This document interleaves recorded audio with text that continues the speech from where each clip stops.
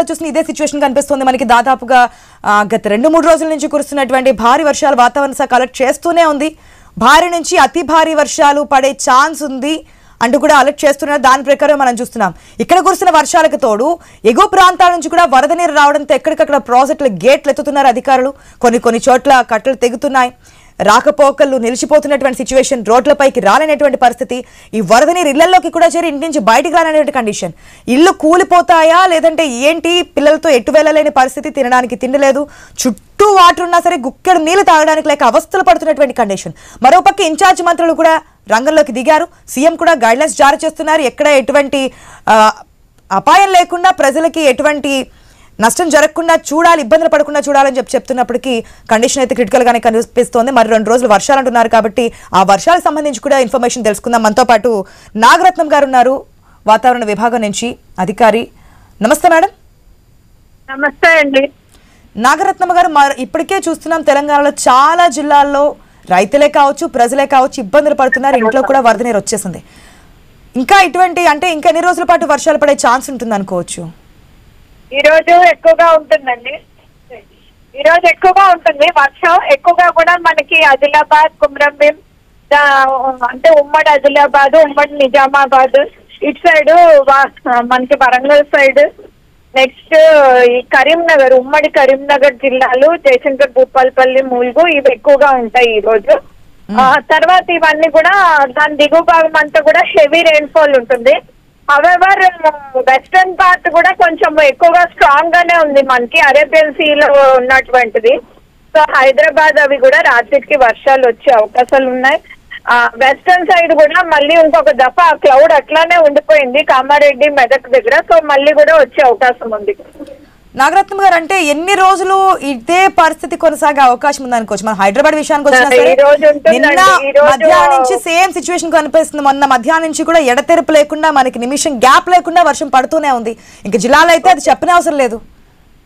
Okay, that's true. ఇప్పుడు situation అనేది ఏంటంటే సిస్టమ్ కొంచెం మనకి ఒడిశా దగ్గర ఉన్నది, అది అటు సైడ్ మూవ్ అవుతుంది కొంచెం west north west word, Chhattisgarh ఆ పైన భాగంలోకి. హవెవర్ మనకి నార్త్ తెలంగాణ ఎక్కువగా ఇంపాక్ట్ ఉంటుంది. సెకండరీ మనకి ఈ సెంట్రల్ డిస్ట్రిక్ట్స్, సౌత్ డిస్ట్రిక్ట్స్ పైన కూడా ఇంపాక్ట్ ఉంటుంది సాయంత్రం అయ్యేసరికి. సో ఈ రోజు సాయంత్రానికి క్లియర్ అవుతుంది అనుకోవచ్చు, లేదంటే ఇంకొక 2 రోజులు? రేపు మార్నింగ్ కానీ ఎల్లుండి మార్నింగ్ కానీ. రేపు మనకి సౌత్ డిస్ట్రిక్ట్స్ ఎండ్ వస్తాయండి. నార్త్ సైడ్ అంతా కూడా ఎల్లుండికి క్లియర్ అవుతుంది. సో ఇంకో 2 days మాత్రం ఇటువంటి కష్టాలు తప్పవు అనుకోవచ్చు. అంటే ఇట్లా చిరుజల్లులు కంటిన్యూ అవుతాయండి ఇంకా 2 days.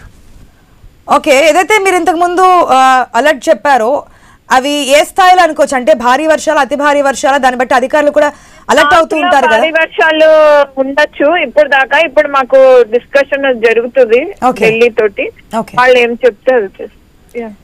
Okay, thank you Nagaratnam గారు. సో చూసాం కదా, ఇప్పటికే చూస్తున్నాం వర్షాలు కొనసాగుతున్నాయి. ఇంకా రేపు ఎల్లుండి వరకు కూడా అక్కడక్కడ చిరుజల్లులు పడినా భారీ వర్షాలు పడే అవకాశం కూడా ఉంది అంటున్నారు. సో అధికారులు అలర్ట్ అవుతున్నారు, అటు ప్రభుత్వం కూడా అలర్ట్ చేస్తోంది, కలెక్టర్స్కి చెప్తోంది. ఇన్ఛార్జ్ మంత్రులు కూడా రంగంలోకి దిగారు. ఏ విధంగా ఉంటుందనేది ఇప్పటికే మనం చూస్తున్నాం. మంత్రి సీతక్క కూడా ఆయా జిల్లాలో పర్యటిస్తున్నటువంటి సిచ్యువేషన్, అదేవిధంగా వివేక్ కూడా రంగంలోకి దిగారు, సమీక్ష చేస్తున్నారు. సీఎం కూడా ఎక్కడికక్కడ ఎవరికి నష్టం జరగకుండా ఆపదలో ఉన్న వారిని వెంటనే ఆదుకోండి, కాపాడండి అంటూ కూడా గైడ్లైన్స్ జారీ చేస్తున్నటువంటి సిచ్యువేషన్ కూడా మనకు కనిపిస్తోంది. చాలా గ్రామాలు నీట మునిగిపోయాయి. అక్కడ అసలు ఊరుండేదా లేదా? రైతుల కష్టాలైతే వర్ణనాతీతం అని చెప్పొచ్చు. అయితే అతివృష్టి, లేదంటే అనావృష్టి. మొదటిదాకా వాటర్ లేవు, పంటలు పండట్లేదు అనుకున్నారు. ఆ తర్వాత యూరియా కష్టాలని వేధించాయి. మనం దానికి సంబంధించి కూడా మాట్లాడుకున్నాము. చెప్పులు, కర్రలు, ఆధార్ కార్డులు పెట్టుకుని రాత్రులు పగలు ఆ యూరియా గురించి కష్టపడ్డారు.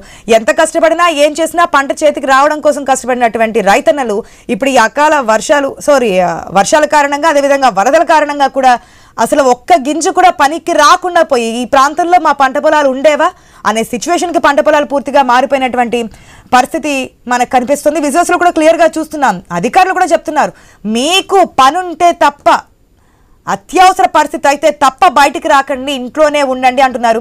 ఇప్పటికే లోతట్టు ప్రాంతాలు ఉన్నటువంటి ప్రజలని అక్కడి నుంచి షెల్టర్స్ తరలిస్తున్నారు. షెల్టర్స్లో కూడా అన్ని విధాల జాగ్రత్తలు తీసుకుంటున్నారు. మత్స్యకారులు ఎవరు చేపల వేటకు వెళ్ళొద్దంటున్నారు. కాలువలు ఏదైతే ఉప్పొంగి ప్రవహిస్తున్నా లేదంటే కొట్టుకుపోయే ప్రమాదం ఉందో అక్కడ కూడా అధికారులు చెప్తున్నారు వాగు దాటే ప్రయత్నం చేయొద్దు, ఇక్కడ రహదారులు ముంపుకు గురయ్యే అవకాశం ఉంది, కట్టలు తెగిపోయే ఛాన్స్ ఉంది కాబట్టి రాకపోకలు సాగించొద్దు అంటూ కూడా చెప్తున్నటువంటి కండిషన్ కనిపిస్తోంది. అటు అధికార పార్టీయే కాదు ప్రతిపక్ష పార్టీ అయినటువంటి బీఆర్ సంబంధించినటువంటి మినిస్టర్ మాజీ మంత్రి హరీష్ రావు కూడా సిద్దిపేట జిల్లాలో పర్యటిస్తున్నారు. అక్కడ ఏ విధంగా ఉంది కండిషన్, ఎందుకంటే సిద్దిపేటలో కూడా చాలా జిల్లాలో రాకపోకలు నిలిచిపోయినటువంటి పరిస్థితి కనిపిస్తోంది. అక్కడ వాగుగడ్డ వద్ద రోడ్లపైకే వరద నీరు వచ్చి చేరుతోంది కాబట్టి అక్కడ కండిషన్ ఏ విధంగా ఉంటుందనే విషయాలను కూడా డైరెక్ట్ గా హరీష్ రావు పరిశీలించారు. వెంకటరావుపేట అదేవిధంగా సిద్దిపేట మధ్య రాకపోకలు నిలిచిపోయినటువంటి సిచ్యువేషన్. మలనసాగర్ ఉపకాల వద్ద కూడా అది తెగిపోయింది కాబట్టి అక్కడ కూడా వరద నీరు ఇళ్లలోకి వచ్చి ప్రజలు ఇబ్బందులు పడుతున్నారు.